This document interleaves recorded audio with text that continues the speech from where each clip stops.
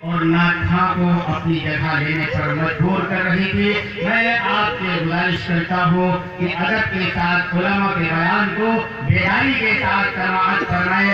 آئیے، اللہ کے نبی کی نعت پڑھی جا رہی تھی۔ میں موضع جندور گڑھی میں اپنے 4 مصرے رکھتا ہوں، اور 4 مصرے رکھ کر میں آپ کے عدالت میں آپ کے ذہن کو جاننا چاہتا ہوں۔ آپ بیداری کا ثبوت دیجیے کہ دونوں عالم کا وہ سلطان لیے بیٹھی ہے، دونوں عالم کا وہ سلطان لیے بیٹھی ہے، دونوں عالم کا وہ سلطان لیے بیٹھی ہے، عرش اعظم کا وہ مہمان لیے بیٹھی ہے، عرش اعظم کا وہ مہمان لیے بیٹھی ہے۔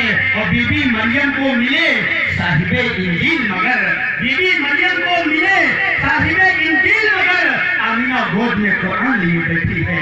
بی بی مریم کو ملے صاحب انجیل مگر، بی بی مریم کو ملے صاحب انجیل مگر، آمینہ گود میں قرآن لیے بیٹھی ہے۔ جب بات نکلی تو اسی سے ایک بات اور نکلی کہ مزاج وقت کا موسم بدل بھی جاتا ہے، مزاج وقت کا موسم بدل بھی جاتا ہے۔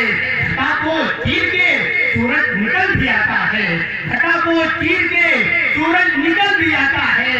ارے کیسے لوگ ہیں خاموش ہو کے بیٹھے ہیں، یہ کیسے لوگ ہیں خاموش ہو کے بیٹھے ہیں۔ ارے نبی کے نام سے پتھر پگھل بھی جاتا ہے، نبی کے نام سے پتھر پگھل بھی جاتا ہے۔ آگے دوستو، ادب و احترام کے ساتھ دانوے تلمس طے کرتے ہوئے ایک ایسی شخصیت تک پہنچنا چاہتا ہوں، بہت ہی ادب و احترام کے ساتھ اگر کچھ کہا جائے تو یہ وقت کی بربادی اور ضیاء وقت کے مطابق ہوگا۔ بس میں اتنا کہوں گا کہ یہ الگ بات کہ چپ چاپ کھڑے رہتے ہیں، پھر بھی جو لوگ بڑے ہیں وہ بڑے رہتے ہیں۔ ایسے درویشوں سے ملتا ہے ہمارا شجرا، ایسے درویشوں سے ملتا ہے ہمارا شجرا، جن کی ٹھوکر میں کئی کاٹ پڑے رہتے ہیں۔ اس وقت میں ادب و احترام کے ساتھ مشرق و مربی حضرت مولانا شاہ افضل الرحمان صاحب دامت برکاتہ عالیہ سے